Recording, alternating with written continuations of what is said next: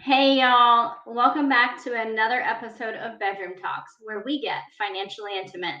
Today we're delving into a topic not often talked about. It's the powerful connection between emotions and money.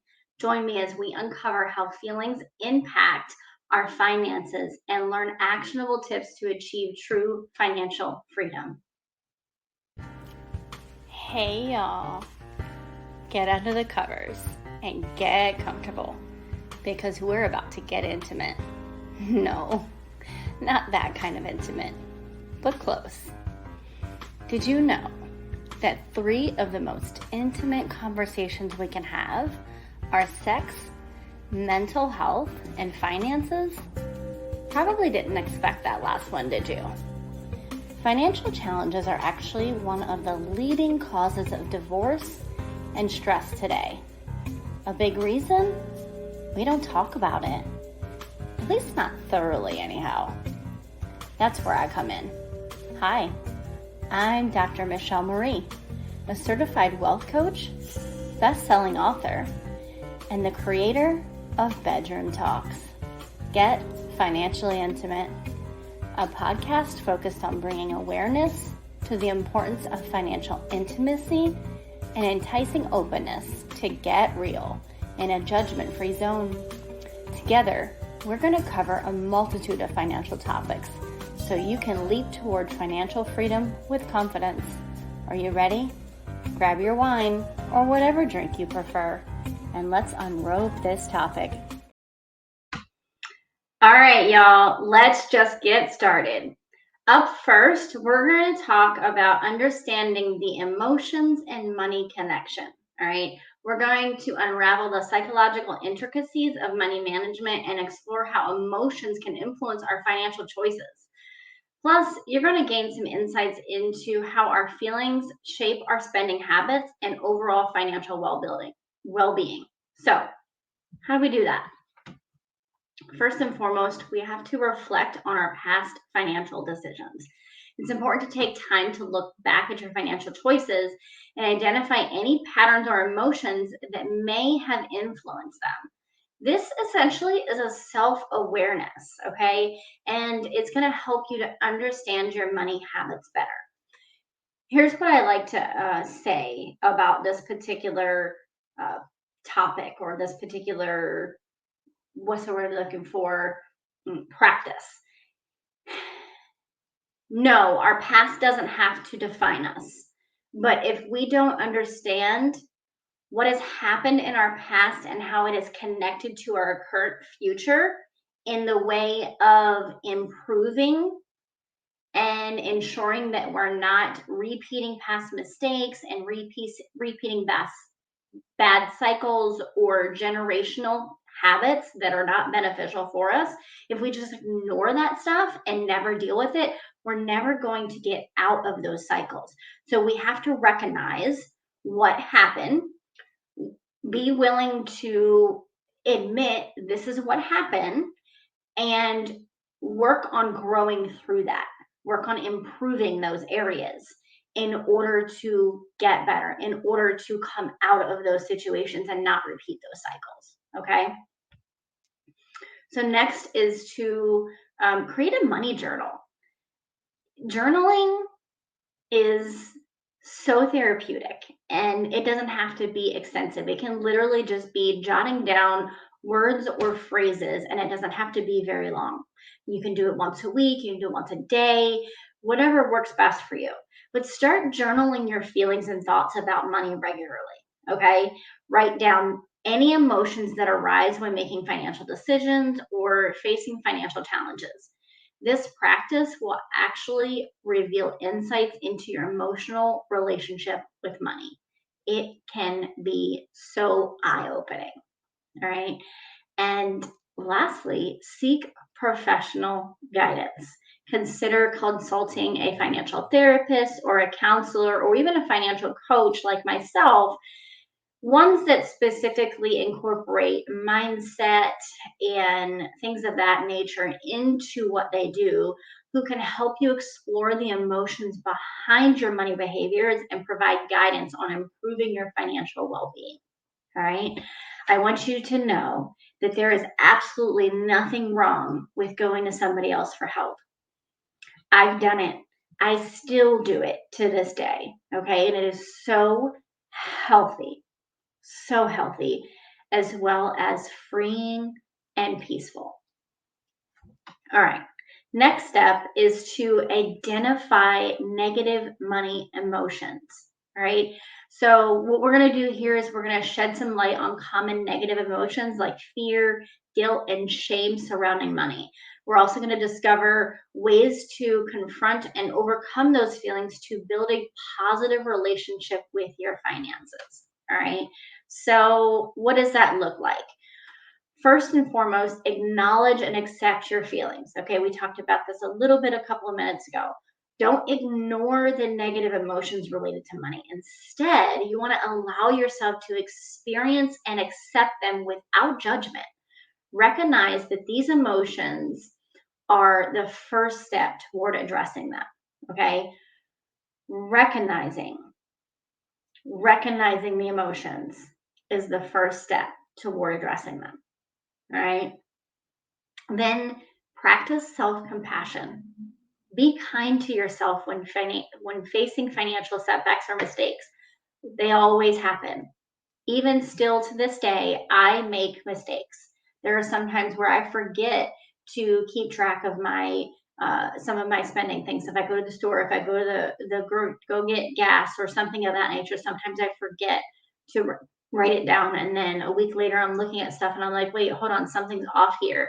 And I can't beat myself up over that. All I can do is like, you know what? Okay, I forgot this. Now I got to go ahead and log it and then do my best to remember next time. Okay. So understand that everyone makes financial blunders or financial mistakes, and it's an opportunity to learn and grow, right? Mistakes are always a learning opportunity, no matter what the mistake is. All right. Challenge your limiting beliefs. Challenge your limiting beliefs. Identify what any limiting beliefs that you have or hold about money, such as money is the root of all evil, or I'll never be good with money. Okay. Challenge these beliefs by replacing them with positive affirmations and empowering thoughts. Let's go back for a moment to that money is the root of all evil mindset. Okay. What this mindset is, this statement is actually a scriptural context. Okay, there is a scripture that says the love of money is the root of all evil, but people have taken that out of context and said that money is the root of all evil. The reason why is because when people get money, especially when they're not used to having it, they can turn into different people.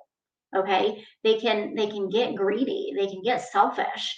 There's so many things that can happen, but the root of it is not the money itself. The root of it is that love for the money. Okay. So, how do you view money? Look, I appreciate money. I know that in this world, this society that has been created, money is necessary to thrive. Okay. I get that. I understand it, though I don't love the fact that we need money to thrive. It's the unfortunate reality of the circumstances that we're living in today. But where is your heart? Is your heart in being grateful for what you have, despite the fact that you have goals to have something more or have something better or to be debt free or to have a savings or to be able to invest? Are you grateful for where you are at right now? And when you do get more financially, when you do start to achieve your financial goals, are you too proud of that? Or are you grateful for those things and continuing to look for ways to not only improve yourself, but also serve others? And I just want to say, when I say, are you too proud? I'm not saying it's not okay to be proud of your accomplishments, okay? But are we bragging to other people about all the things that we have? Okay, that's what it looks like to love money above all things. All right. And then the statement of, I'll never be good with money. Okay. Too many people say this. I have said this. Okay. And this mindset is based off our past experiences and things that people have said to us or implied to us. But guess what? Just like anything else, we can change. And we change by starting with a change in our mindset. And all that takes is saying, I am good with money. I can improve my financial circumstances. I will improve my circumstances. I am better with money. That's all it takes. Keep saying it over and over until you believe it and until you start seeing it. And even then, still keep saying it. All right. Now let's talk about cultivating a positive money mindset. Okay. Learn practical strategies to develop a healthy and optimistic attitude toward money. All right. We also want to talk about aligning your mindset with abundance and attracting financial success into your life. Okay. And I'm not talking about all the woo woo stuff necessarily. Okay. It's all about humility, gratefulness, and just thinking about your situation differently. All right. So, how do we do that?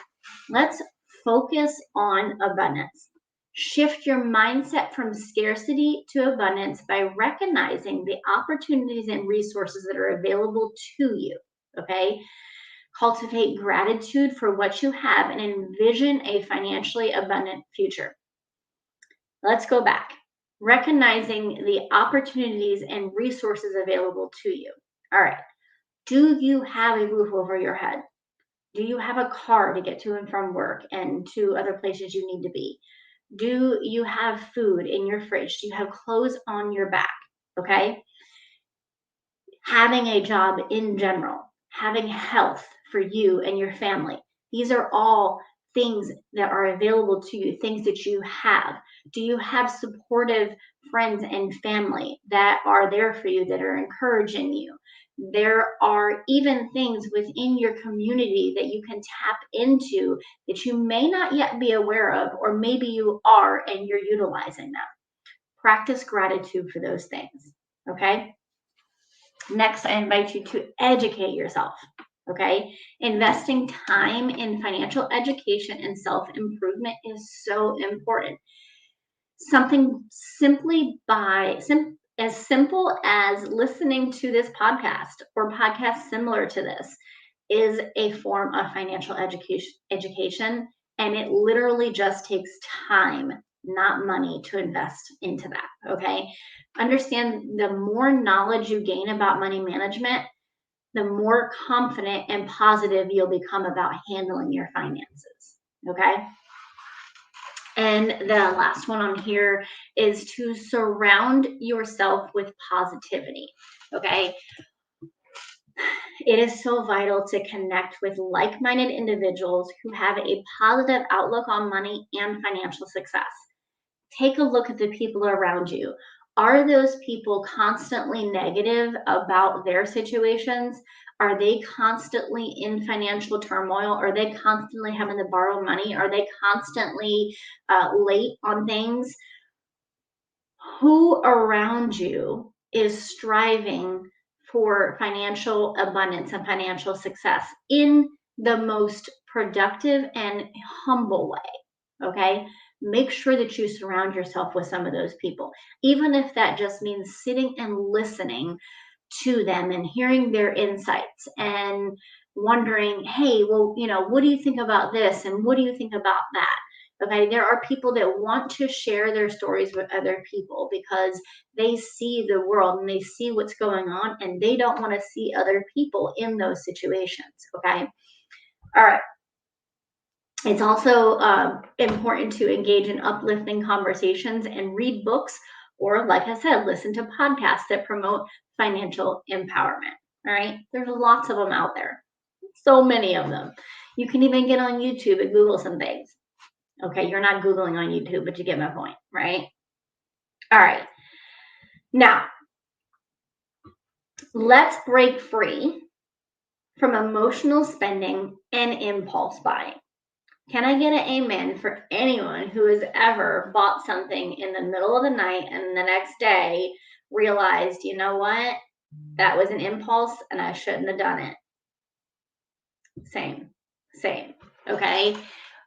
But it doesn't have to stay that way. We don't have to keep doing those things. All right. There are ways to navigate around that. So we want to explore how emotions play a role in impulsive purchases and discover techniques to resist emotional spending traps. Okay.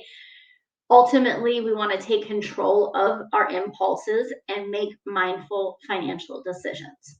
All right. So, what does that look like? How exactly can you accomplish that?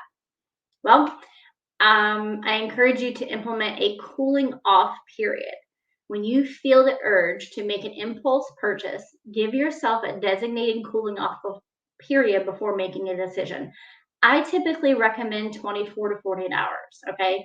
This delay will allow you to reconsider whether the purchase aligns with your financial goals. All right.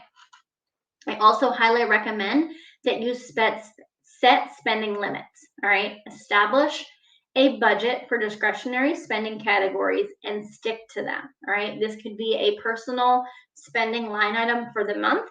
And then it can also be where you say, all right, anything more than $5, $10, $25, whatever it is, I'm not really going to question it unless I'm toward the end of the month or I know that I'm toward the end of my monthly spending limit, and then I'm going to question it more. Okay. And it just kind of gives you your own personal accountability. All right. So knowing your spending limits is going to help prevent emotional overspending. And it's also going to keep you on track with your financial plan. All right. And then I would also highly recommend to practice mindful spending. All right. Before making any purchase, ask yourself, does this align with my values and my long term financial goals? Mindful spending ensures that your emotions don't drive impulse purchases.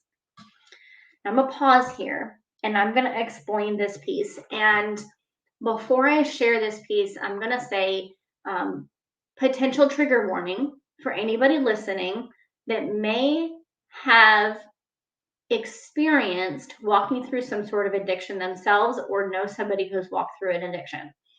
I apologize if this is a trigger warning for you.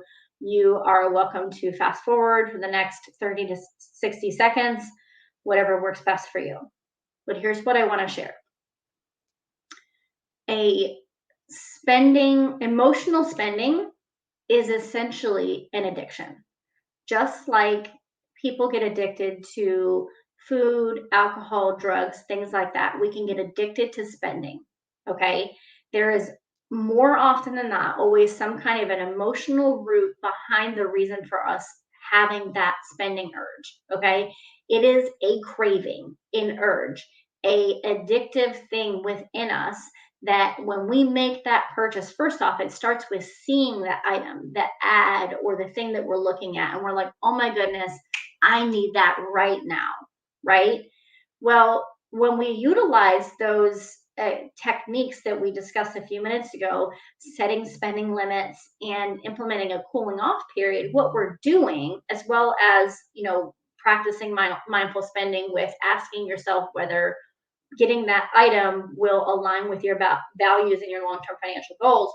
What you're doing here is you're giving yourself time to stop and think and decide whether this is an emotional urge or is this a practical, like, I need this type of thing, or you know what, I actually want this and I can afford this, and this is not me spending money frivolously when I really don't need it and I have to pay off my bills, or I want to pay towards debt and I'm just going to do this one time, and then the next 15 times you get the urge, you're going to do the same thing again.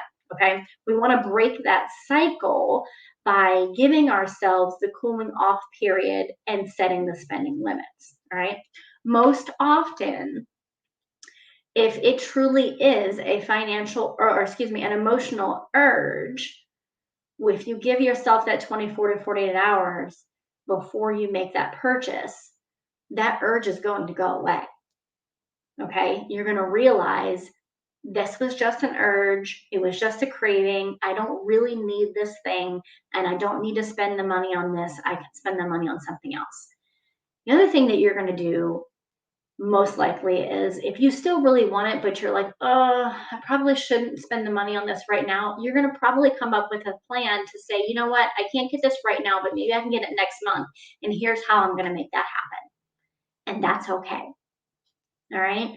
So I just want to encourage you that many of us have walked through this challenge of emotional spending.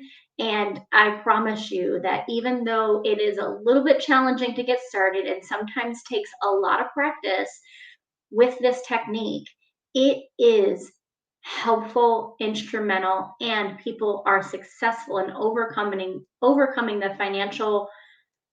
the emotional spending cravings using these techniques.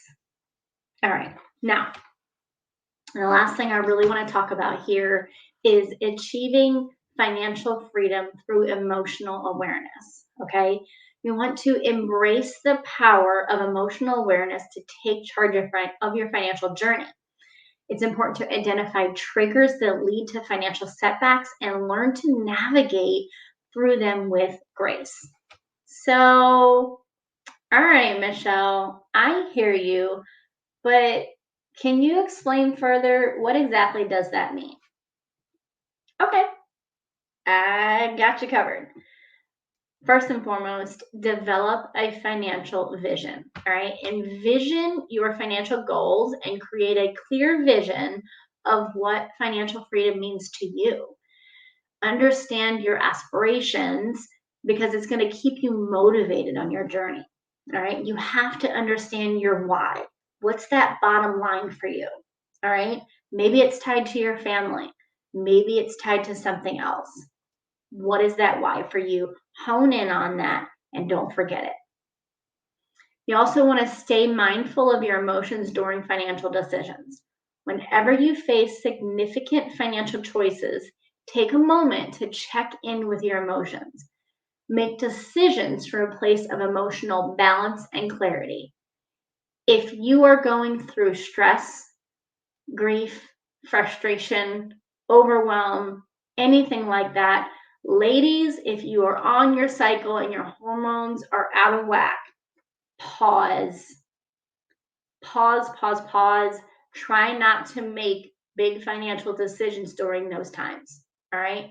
At the very least, talk it out with somebody else who's more emotionally balanced in that moment than you are. All right. Maybe even write down what you're feeling and what you're thinking about that potential financial decision. Give yourself that 24 to 48 hours and then check back in with yourself and see where you're at and how you feel. All right. And I cannot end this discussion without saying that it's important to celebrate your progress and wins. All right.